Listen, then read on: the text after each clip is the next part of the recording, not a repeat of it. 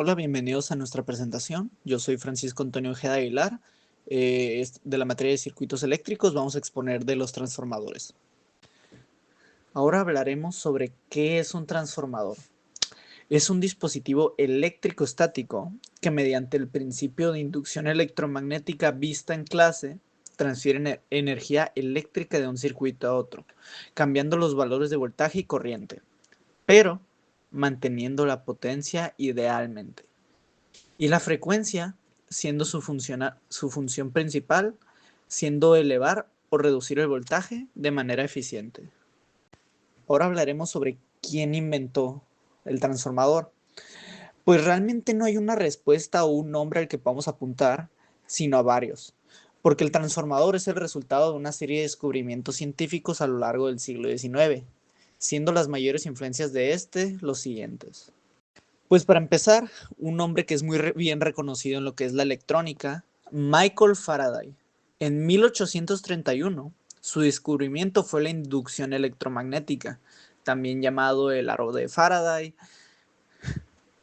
Y pues, como lo conocemos, la inducción electromagnética es de los principios más importantes para el transformador, siguiendo por Lucien Gaulard y John Dixon Gibbs, que en el año 1881 y 1885 estos dos inventores mostraron el primer transformador de corriente alterna, que lo llamaron generador secundario.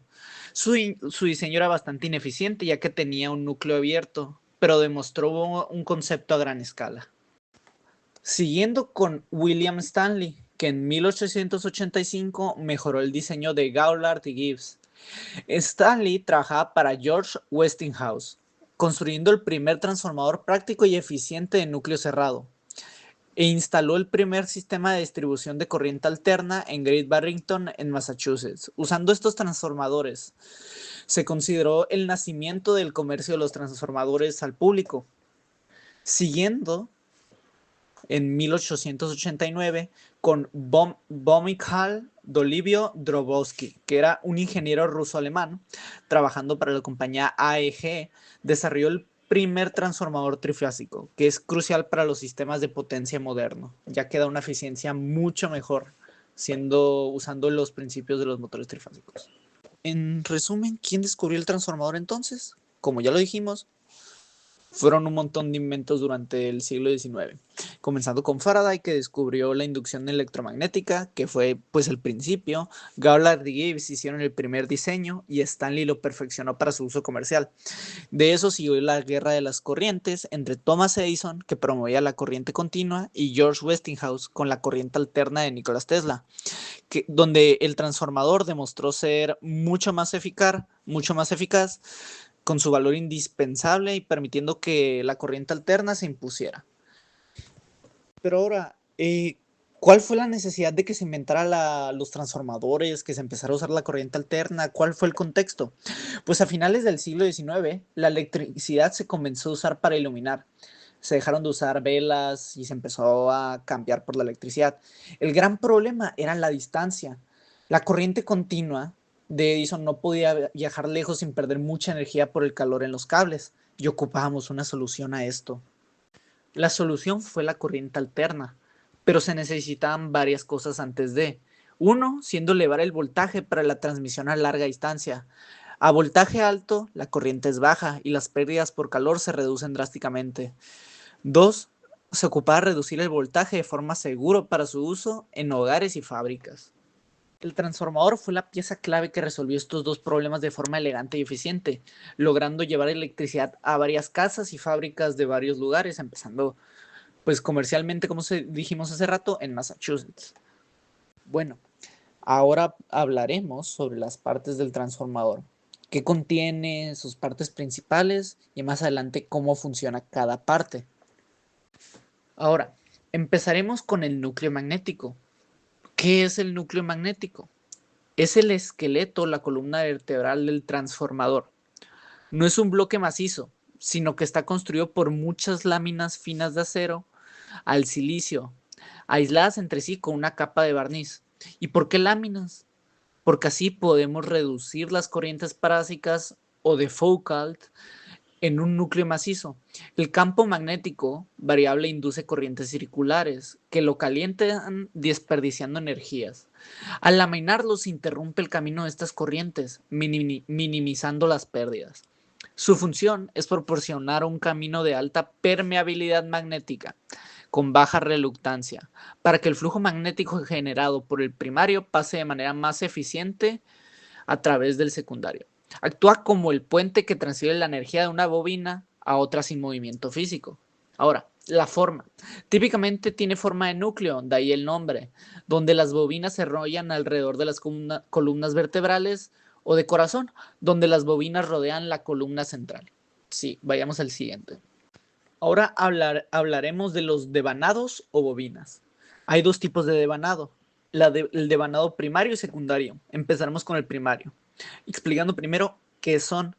Son los cables del transformador. Son bobinas de alambre de cobre o aluminio aislados con esmalte o papel craft, enrollados alrededor de las columnas del núcleo. ¿Cuál es su función? Primero, del devanado primario. Su función es recibir la energía eléctrica de alta tensión del circuito de entrada. Sus características son que está hecho para soportar alto voltaje si es un transformador reductor. El primario tendrá más espiras y de alambre relativamente fino. Ahora hablaremos del devanado secundario. La función del devanado secundario es entregar la energía eléctrica transformada a baja tensión al circuito de salida. Una de sus características son que están diseñados para entregar alta corriente si el transformador es reductor. El secundario tendrá menos espiras de alambre, que son más gruesos, para manejar la mayor corriente sin sobrecalentarse. Y tienen aislamiento entre bobinas. Los dos devanados están eléctricamente aislados entre sí. No hay conexión metálica directa entre los dos. La única conexión es a través del flujo magnético en el núcleo. Esta es crucial para la seguridad del operador y cualquier persona que se acerca a trabajar con él. Ahora, hablemos de algo muy importante, que es el sistema de aislamiento y refrigerante. ¿Qué es? Es el líquido dentro del tanque del transformador que enfría el sistema para que no se sobrecaliente, no explote o no haya fallas. Su función principal es aislar. Es un dieléctrico mucho mejor que el aire, lo que permite que las partes energizadas, siendo las bobinas, estén muy cerca del núcleo y del tanque, conectando tierra sin provocar un cortocircuito. Su función principal, 2, sería refrigerar, absorber el calor generado por las pérdidas en el cobre, en las bobinas y en el núcleo, y lo disipan hacia las paredes del tanque. El material común para estos es el aceite mineral altamente refinado en transformadores modernos o especiales. O especiales se usan líquidos sintéticos o aceite vegetales, a menos que sean inflamables. La caja o tanque, ¿qué es? Es la cubierta exterior metálica que contiene todos los componentes internos y el aceite. Su función es más importante de lo que suena, que son sellar y proteger los componentes internos de la suciedad, humedad y el oxígeno para que no se contaminen y se oxiden tan rápido, y actuar como un radiador. Muchos tanques tienen aletas en el exterior para aumentar la superficie y disipar mejor el calor del aceite en el aire.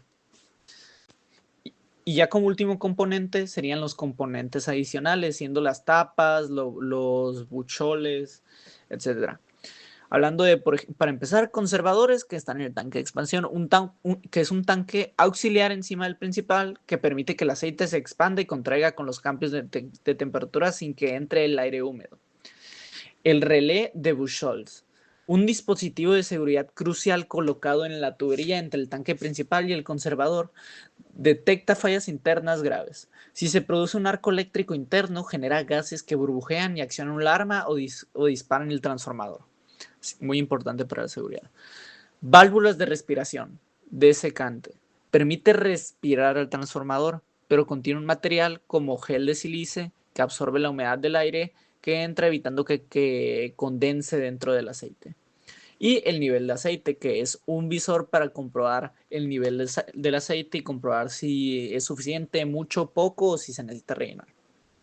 Bueno, ahora vamos a ver su principio de funcionamiento. Este se rige por la ley de Lenz, la cual establece que la dirección de la corriente inducida en un circuito eléctrico es tal que crea un campo magnético que se opone al cambio de flujo magnético que lo causó. así como lo podemos ver en la siguiente imagen. Una vez planteado eso, podemos ver los tipos de transformadores, que pueden ser por potencia, que son los transformadores eléctrico elevador, el transformador eléctrico reductor y el autotransformador; por medida, transformador eléctrico de intensidad y transformador eléctrico potencial; por voltaje, pueden ser monofásicos y trifásicos. Por otro lado, tenemos por su instalación, que pueden ser poste, pedestal, sumergible y estación. Por su método de enfriamiento, los cuales dependen de las condiciones ambientales y de ubicación para determinar el tipo de enfriamiento requerido. Y dentro de los trifásicos se pueden ver 6 tipos diferentes. Aquellos que usan 3 transformadores monofásicos, los que usan 3 bobinas en un núcleo común, el estrella-estrella, el estrella-triángulo, triángulo-estrella y triángulo-triángulo. Explicando de mejor manera los transformadores mediante su potencia, primero vamos a empezar por el elevador, que es usado para aumentar el voltaje de entrada, por lo general usado para transportar energía a largas distancias. El reductor, que es usado para disminuir el voltaje de entrada, usado principalmente para permitir que dispositivos eléctricos puedan hacer uso de electricidad sin ser dañados. Y el autotransformador, que es usado para hacer un cambio de voltaje pequeño, esto conectando una bobina de manera dividida para obtener una reducción o aumento menor. Transformadores de medida. Este tipo de transformadores se usan para realizar mediciones de grandes tensiones o intensidades sin correr peligro de intensidad. Este consta de un anillo ferromagnético con un devanado que recoge una pequeña muestra del flujo magnético de un devanado en el interior de este, reduciendo su tensión. Y de potencial, reduce la tensión haciendo uso de un devanado primario con mayor cantidad de vueltas, el cual va a pasar su flujo de energía a un devanado con menor cantidad de vueltas, permitiendo que los diferentes equipos conectados puedan medirla.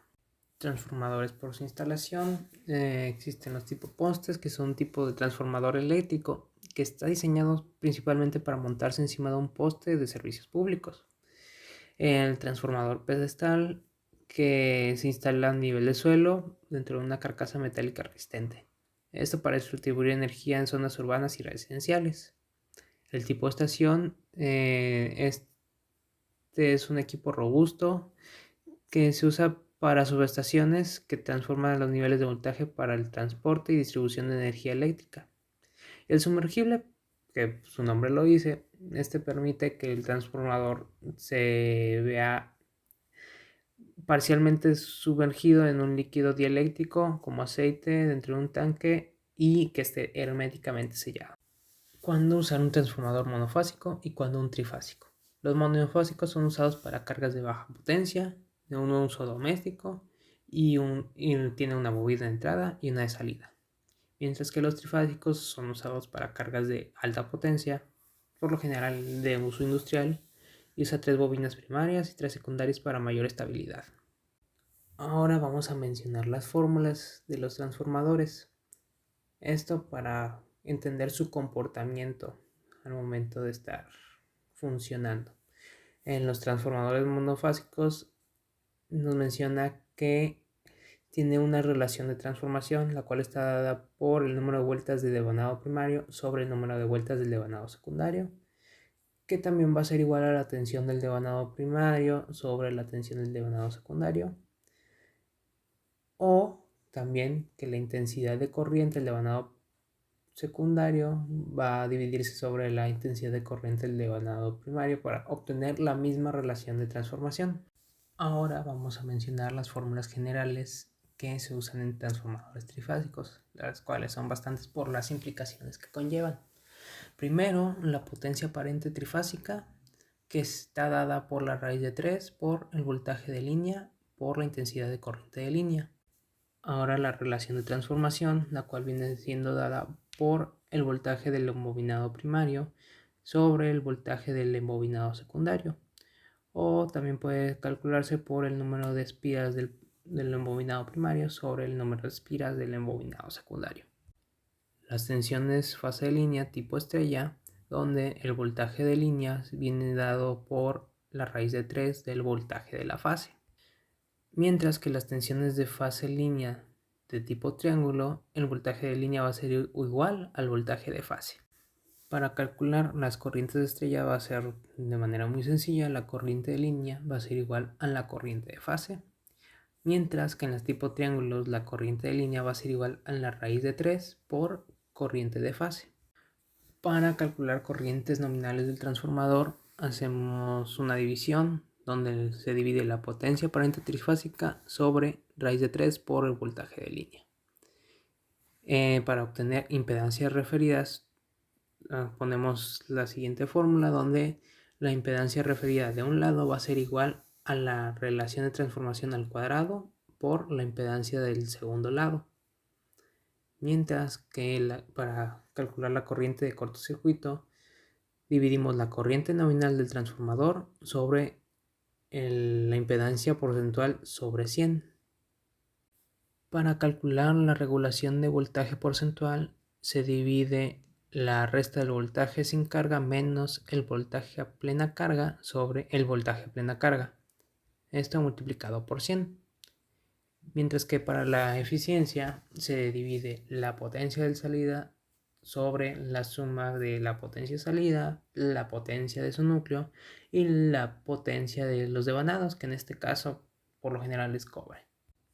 Una vez terminado de hablar acerca de las fórmulas necesarias para calcular los diferentes comportamientos de los transformadores, vamos a hablar de sus usos. En este caso, los usos comunes son la transmisión de electricidad a largas distancias, donde se usa un transformador elevador para subir el voltaje, lo cual permite el transporte eléctrico con la menor alteración posible a largas distancias.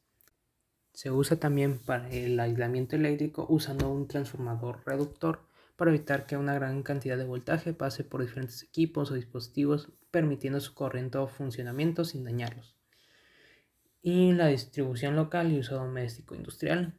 Se usan distintos tipos de transformadores, que esto permite que se distribuya la electricidad y modera que tanta electricidad se dirige a cada circuito al que se conecta. Y para finalizar, vamos a mencionar también sus usos especializados.